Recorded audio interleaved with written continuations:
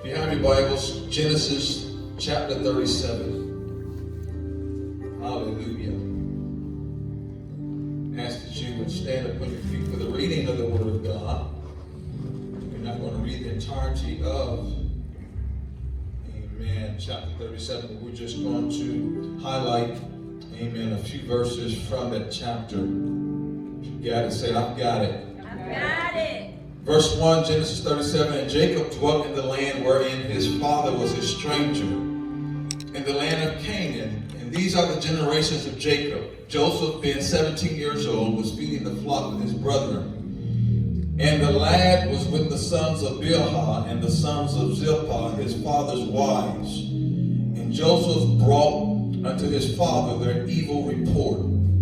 Verse 3, now Israel loved Joseph more than all his children, because he was the son of his old age. And he made him a coat of many colors. And when his brethren saw that their father loved him more than all his brethren, they hated him and could not speak peaceably unto him. Verse 5, and Joseph dreamed a dream, and he told it to his brethren, and they hated him yet the more. And he said unto them, hear, I pray you, this dream which I have dreamed. But behold, we were binding sheaves in the field, and lo, my sheep arose and also stood upright, and behold, your sheep stood round about and made obeisance to my sheep. And his brethren said to him, shalt thou indeed reign over us, or shalt thou indeed have dominion over us? And they hated him yet the more for his dreams and for his words. And he dreamed yet another dream, and told it to his brethren, and said, behold, I have dreamed a dream more. And behold, the sun and the moon and the 11 stars made obeisance to me. And he told it to his father and to his brethren, and his father rebuked him, and said to him, what is this dream that thou hast dreamed? Shall I and thy mother and thy brethren indeed come to bow down ourselves to thee unto the earth? And his brethren envied him, but his father observed the saying. Verse 18, and when they saw him afar off, even before he came near unto them, they conspired against him to slay him. And they said one to another, behold, this dreamer cometh. Come now, therefore, and let us slay him, and cast him into some pit, and we will say some evil beast has devoured him. And we shall see what will become of his dreams. And the word of the Lord is blessed, and he can be seated, amen, in his presence. But just a moment, I want to encourage us from this thought: dream big, dream better, dream with increase, dream greater. Amen. I say that because as a country, tomorrow, we will commemorate one of the most famous dreamers that has ever walked, amen. The footsteps are the steps, amen, of our time. Amen. We know that this weekend, tomorrow, a day when the history-making I Have a Dream speech is retold and is celebrated every year. Matter of fact, Dr. King stated, I have a dream that one day this nation will rise up and live out the true meaning of its creed, that we hold these truths to be self-evident, that all men are created what? Equal. Amen. We know that it's the day when Americans from all walks of life and all backgrounds will pause to remember the transformative power of a boldly stated epic dream. Dr. King said, I have a dream that one day every valley shall be exalted, and every hill and mountain shall be made low. The rough places will be made plain, and the crooked places will be made straight, and the glory of the Lord shall be revealed, and all flesh shall see it together. Yes, sir. Dr. MLK Jr. made history because he was driven by this highly personal yet powerful transcendent dream, a dream that went beyond, listen, his own short life. His dream reached beyond his generation. It crossed cultural climates. He stated that I have a dream that my 4 little children will one day live in a nation where they will not be judged by the color of their skin, but by the content of their character. Yes, sir. Yes, sir. So what about us? What about you? I wonder today if anybody in here has dreams.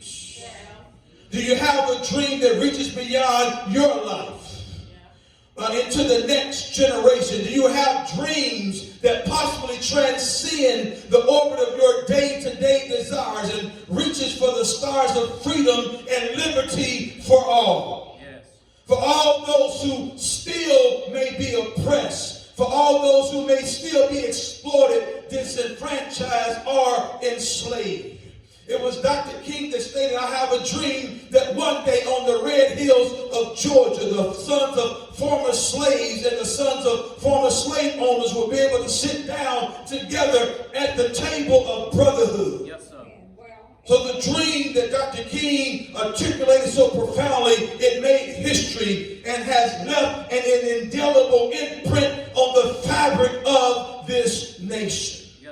And how do you know, amen, that dreams can come to pass when you're in your deep sleep? But they can be evident while you are awake. Yes. As you let your mind wander to the future. When someone is accused of daydreaming, some of you may be doing that right now.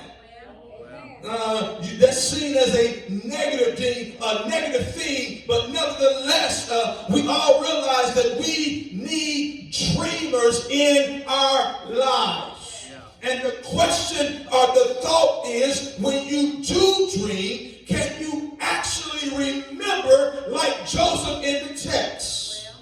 Because sometimes you can remember them, and then sometimes, man, you arise from your dreams and you can't remember a thing. But the fact is, we all, man, have dreams.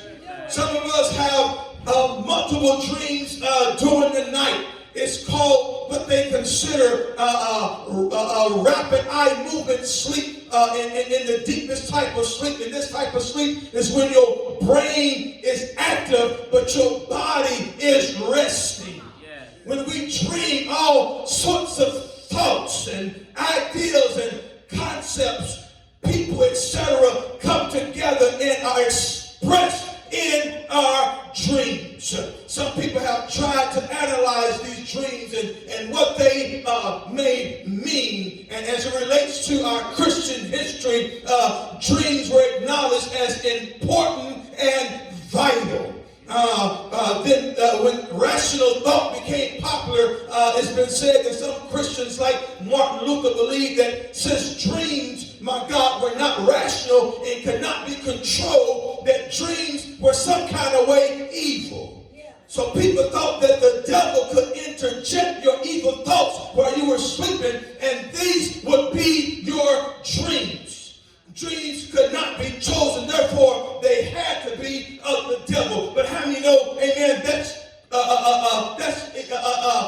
cruel to think that way, because the word of God says, think on these things, whatsoever things are pure, whatsoever things are just, whatsoever things are lovely, whatsoever things are of a good report, think on these things. So let the record reflect that most of us have dreams, and hopefully some of us are walking and living in them even now. Somebody declare in the house, dream big. And maybe for others, you may have lost your dreams. You've caused some of your dreams to fall to the ground. So I came to encourage you today that you want to continue to dream big. Someone once said to Robert Schuller, I hope you live, sir, to see all of your dreams fulfilled. He replied, you know what? I hope not. Because if I live and all my dreams are fulfilled, then that means I'm dead. It's those unfulfilled dreams that keep me going and that keep me alive. Am I right about it? So as it relates to dreams, Pastor Rick Warren stated, everybody needs a dream. Amen. In fact, God has wired you to dream dreams. And from Joseph to Daniel to Peter, the Bible is filled, my God, with stories of God giving his people great dreams. Look at Abraham.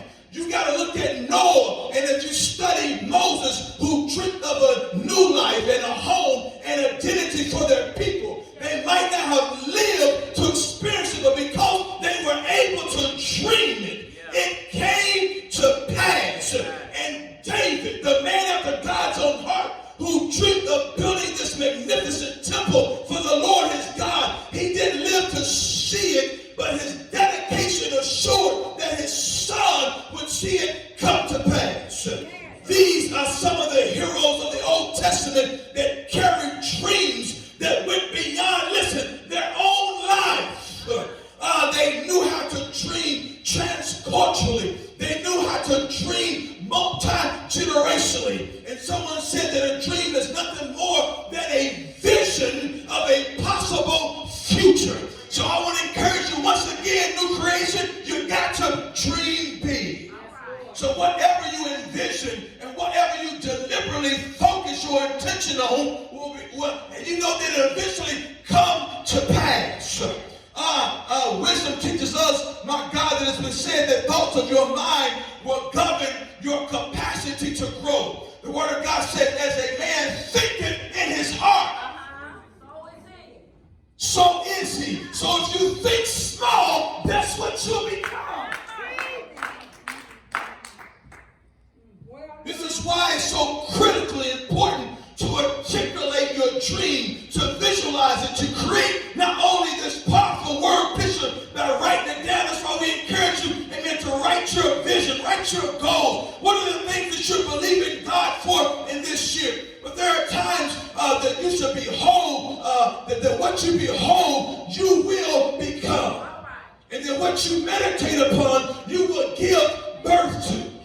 So I want to encourage you that you got to dream big. Begin to prosper your soul by expanding your capacity, my God, to dream. Yes. So it's imperative. It's important, regardless of your station in life, to dream and to dream big. Yes. Someone said that dreams are defined as things that never were. A dream is something that distinguishes you. Yes. It releases your potential. It encourages and it gives you motivation. It keeps you excited. When you dream, it affects every prevailing attitude. Yes. It will motivate you. It'll keep you going when there's nobody there to encourage you. It's been said that dreams will never allow you to really retire. Because they always urge you on. Dreams have the power to cause things to happen in your life. And as Christians, you have to understand that you are on this earth for a purpose. Amen. You and I are not here by accident. Come on here, somebody. God didn't make no mistake. You are fearfully and wonderfully made. Marvelous are the work of his hands. So you've got to dare to dream big, because your dreams can come to manifestation. Isn't that what the word of God declares in Psalms 37? He says, delight thyself also in the Lord, and he shall give, listen, the desires of your heart. Commit your way to the Lord. Trust also in him, and he shall bring it to pass. Oh, come on here, somebody. That's the reason why when we sing songs, man, like that it's working for my good. And I know that it's working for me. I can't see it right now, but I know that as I trust him, that it will come to pass. So the manifestation of your dreams will make you significant and relevant to your generation and beyond. Amen.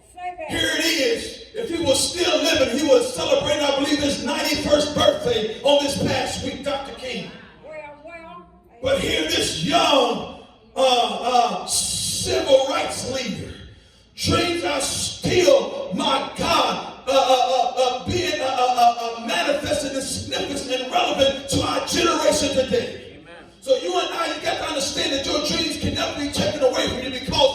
there in your heart.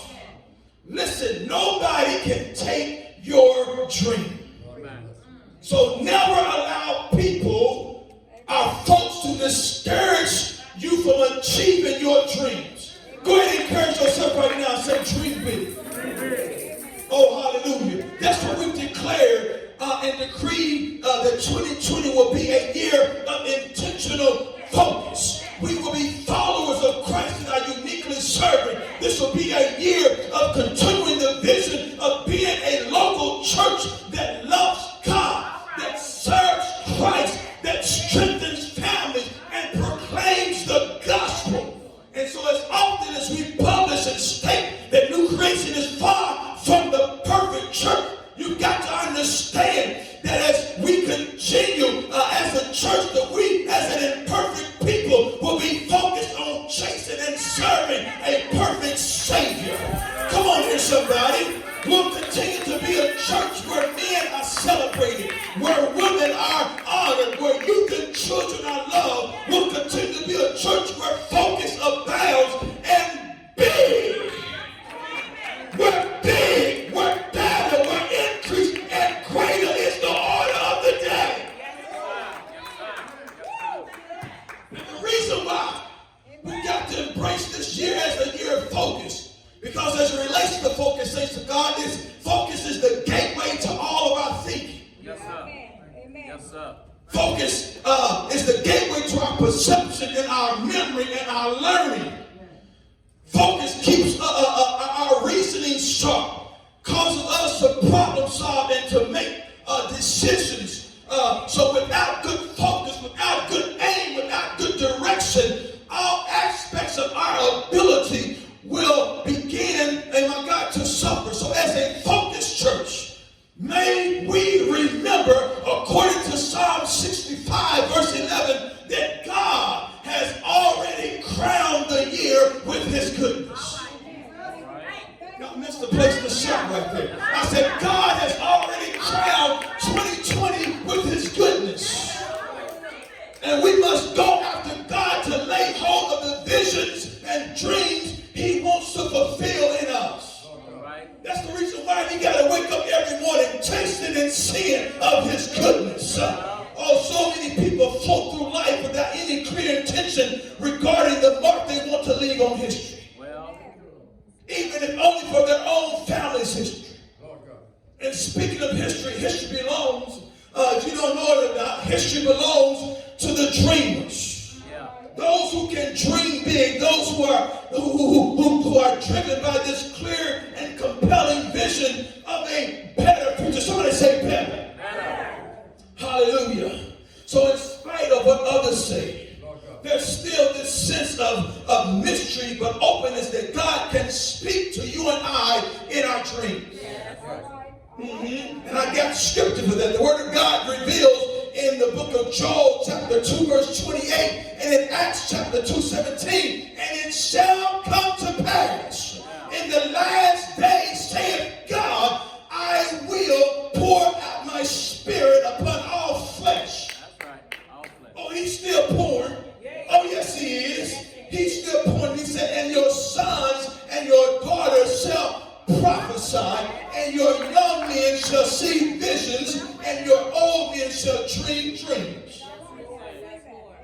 So today, as we are encouraged to dream big, make sure you don't allow your dreams, listen, to be detoured by the haters, by the observers, or the doubters.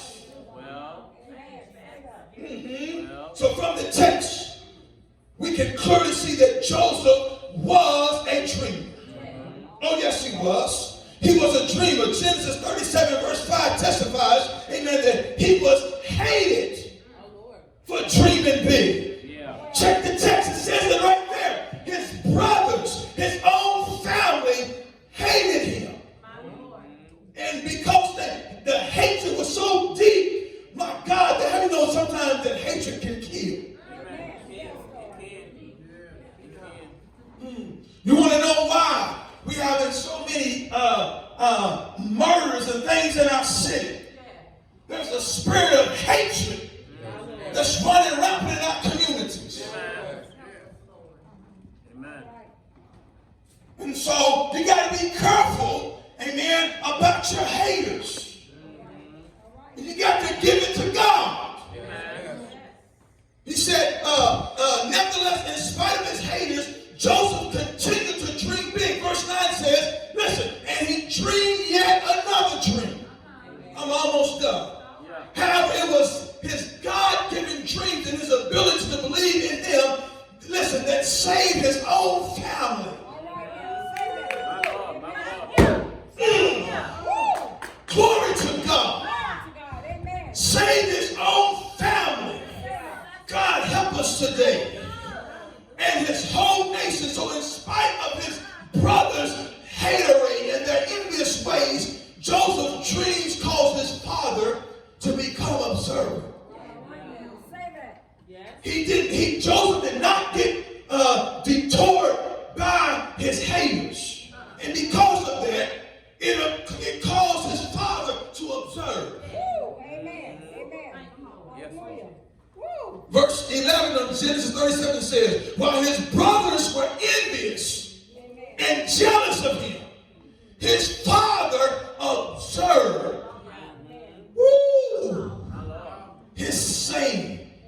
That means regardless of who may be hating or observing, we can no longer be afraid to dream big. Y'all missed that? The reason why you and I got to dream big because we've got nations to save. We've got family members that need delivered. You've got families that need strengthened. You've got to dream big for the sake of your family. Yes, sir. Yes, sir. Yes, sir. For generations to come. Yes, sir. I don't care what sexual orientation you have, whether you're male or female, what race, what class, whether you're the have or the have-nots. Doesn't matter if you're young or old, do not give up on your dreams. Yes, sir. My Lord. Don't give up on them. Yes, sir. Don't let the naysayers, don't allow the doubters to halt your progress. Yes, sir. In the text in verse 20, the hater said, come on. Come on.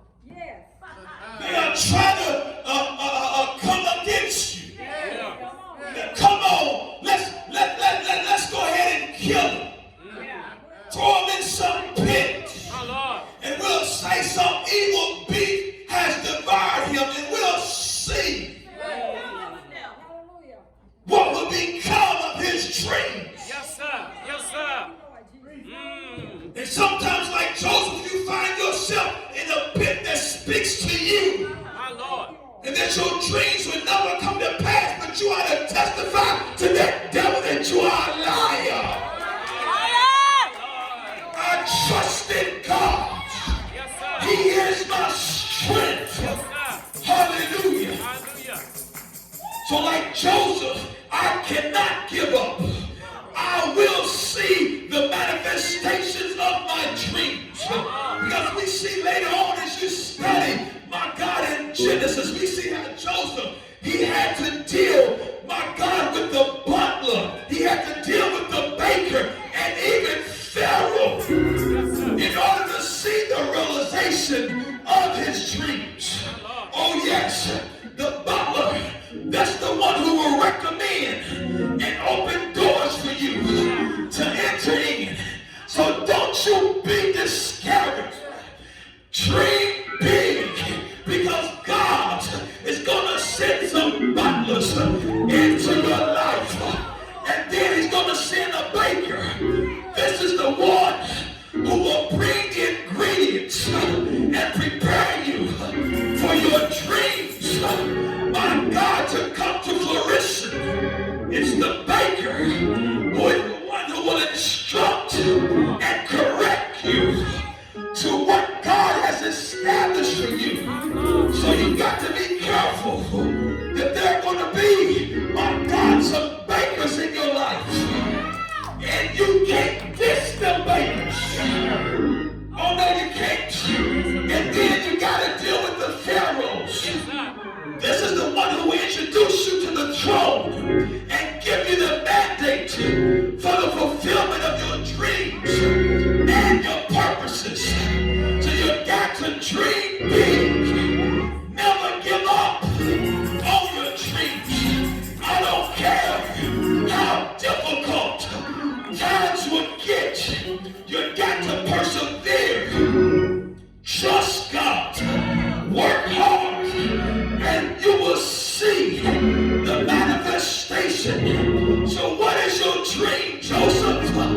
What is your dream, woman of God?